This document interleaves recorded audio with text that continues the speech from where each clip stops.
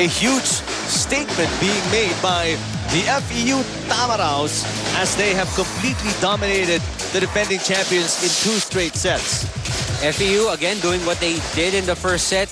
They controlled the pace. Alam mo, kitang-kita mo that hindi man lang sila nararattle, although they had some errors to begin this set, and UST made that mid-set run. They didn't get rattled. Nakita mo, they were just steady with their play, but Labrador bailed them out more than 4 or 5 times in this set. Whenever they needed a point, whenever they needed to score, they go to this guy, Labrador. Also, Avila putting in some numbers because Biliran hasn't really gotten his game going. Alam naman natin, Biliran scored heavily in that match against Lasal, but right now, Avila and Petrus. Yeah. How can you miss that excellent play that he made to give Labrador a huge opening with that fake? Petrus de Ocampo showing the experience, showing his leadership in making sure that all his spikers are looking good in that second set. FEU 15 attacks, 12 for UST, 3 blocks for FEU. Again, yung nakaka-control ng blocking department, yun ang nananalo ng set. 7 unforced errors and 6 for UST. So this is a huge hole that UST has put themselves into, or dug themselves into. Much better attacking game for UST in set number 2 as you saw in the stats, pero much lesser naman yung unforced errors ng FEU, kaya medyo... Yes, that's right. May cushion pa rin sila all the time, That's right, and hindi sila bumitaw after that very strong push of UST going to that midway portion, and that error of Depante. Yeah, very that was a crucial, momentum breaker. 21-20 yun eh. Yeah, UST with a serve going for a tie. Sayang. Another poor reception by UST to start off set number 3. Great save, but this is going to be a tough return. Sayang. Andun sana, but Doloiras medyo napalakas. That was the only angle he had. He had no other choice. Napalakas lang. But he picked it up. He was there. Outside. Medyo napalakas. Si Petrus de Ocampo serve. FEU 1 set away from taking game number 1 of this best of 3 away from the defending champions. Magandang hapon sa mga tigapanood natin on Studio 23. UST gunning for their 5th straight championship for season 74 or in season 74, but in their way, their 3rd-time nemesis, FEU, twice FEU in the last 2 years, relegated to first runner-up, pero this season, the Tamaraws are looking good. Led by that guy, Rodolfo Labrador Jr. 3-1. Again, off to a good start are the Tamaraws.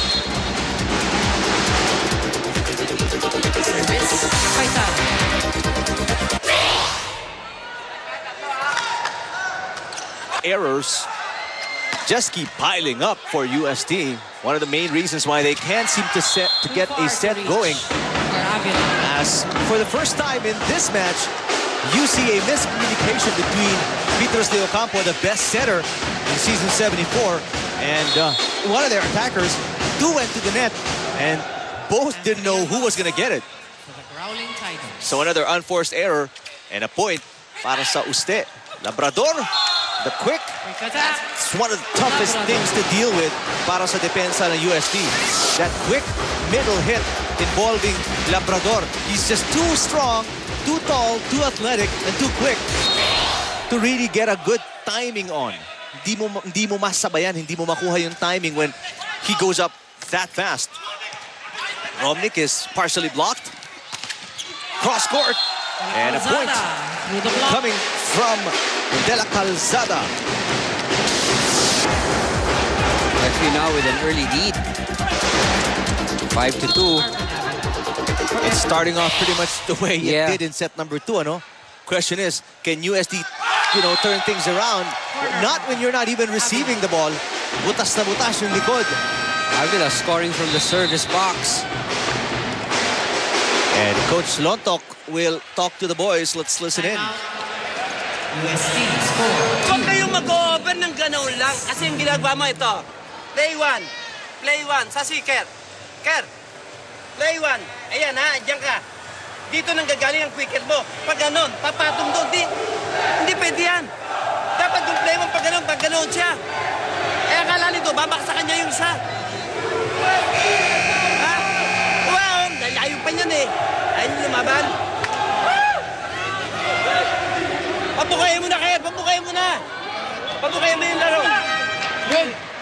Well, Kerr Ukang struggling today, but it's not just him. If you're USD, your service reception has been almost non-existent. That's right. In set number 2 and to start off set number 3. So it's really an overall team effort para sa UST if they are to come back here today. Rico. And UST not able to penetrate that strong FEU block. And the body language of USC is like saying that they really, can't find any solution. Exactly. One-handed set para kay Ramos coming from Ukang. Uy! Ooh! And one of those rare errors. De La Calzada taking matters into his own hands. si Coach George Pasco napatay ko. Ano yun? Mark Alpha. Biglang Nawala yung play. Ooh! Labrador. That's how you do it, says Petros de Ocampo. That's how you get the point. De La Calzada, next time, leave the second touch to me. 8-3 kalamangan ng FEU here in set number 3.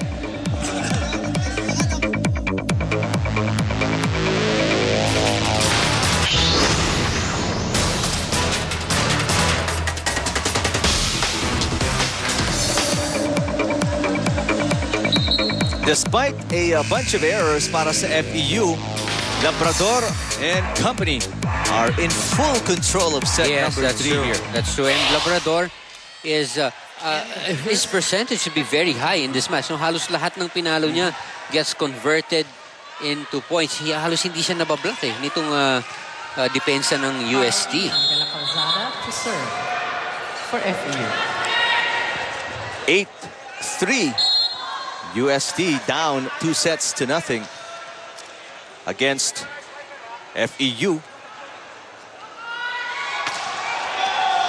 This time it's outside. +1 for De La Calzada with an error on the serve, but they've got a huge cushion to play with.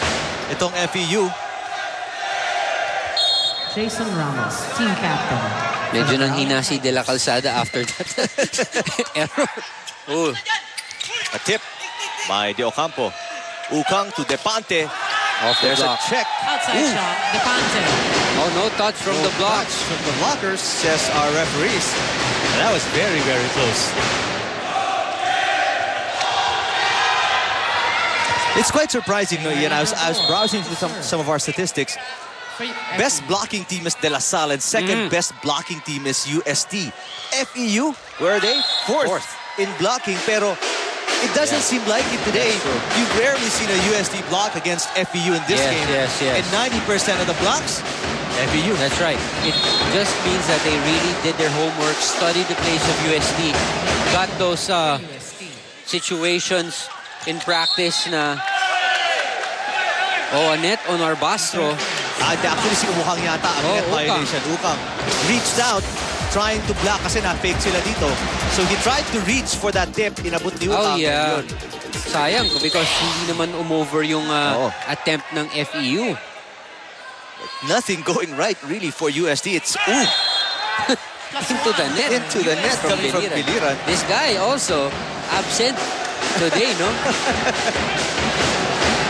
Ibang-iba dun sa linaro niya nung second match against La Salle.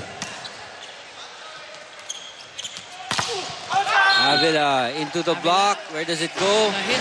Outside. So, great play from Avila. Very steady.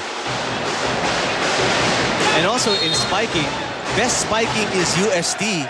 Second best is Adamson. Third best is FEU. Pero you rarely see an attack by UST, a spike by UST here in this match today. Ang atake puro lang sa FEU.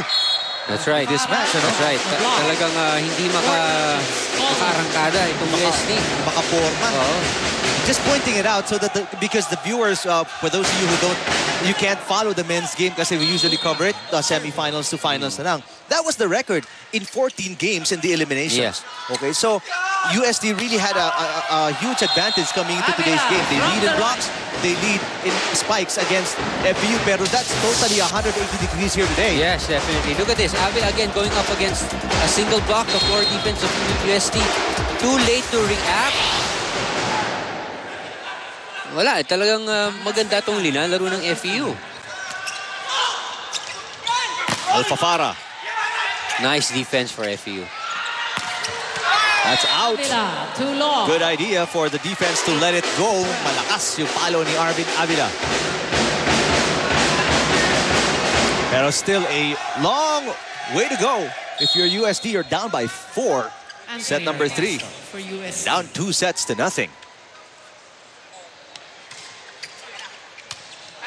Ganda ng reception ng FEU eh. Avila looking to redeem himself off that error kanina. Here's Alfafara flying in. The block! That's what we've been talking about. They're just ranked number 4 in blocking, but in game 1 of the best of 3 finals, they're ranked number 1 against UST. Look at that. No one left at the back row for UST. Arvin Avila for the serve. Oh, poor reception there from Alfafara. Just a free ball para sa FEU. Oh, that's a good play. Nice save. From Faitaren. Oh, this time hindi na inabot. But Faitaren having the presence of mind to keep that ball in play after na lumampas kay Labrador. But again, that sequence started off by an unforced error para sa FEU. Yes, yung yes. miss set para kay Labrador. For UST. So a point that UST didn't actually, work to get. Yeah. It was sort of handed over. Handed to them via that setting error. Another good reception. Ooh! Beliran error. So dalawang libreng points ang binigay ng FEU dito para sa UST. Beliran is lost right now. Sabi niya, ba't hindi ngayon lumabas yung linaro ko nung Lasal? Uy!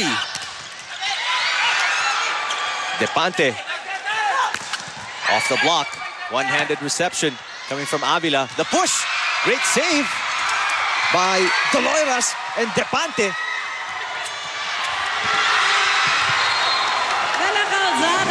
De la Calzada. And stamina lang sa rally. It seems like FEU has just much more stamina than UST when it comes to these long, grueling pickups and rallies.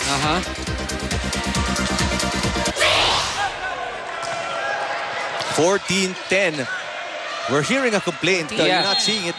Coaching staff of UST complaining parang nag-double na raw yata sa... Backliner yung setter kanina. Rico. Nice. That's out of bounds. Oh, that's inside from De Ocampo. He's such a threat. 15-10. Balik sa 5 ang kalamangan ng FEU. When UST makes a mini rally, mababawi. Oo. Itong bilis adjust. Itong FEU. Nakaka-point. Uy! As I was about to say, they get the momentum back, no? Pagka umaarangkada na UST, but this time, De La Calzada. Sabi ko na magkatapos yung ginawa na yun.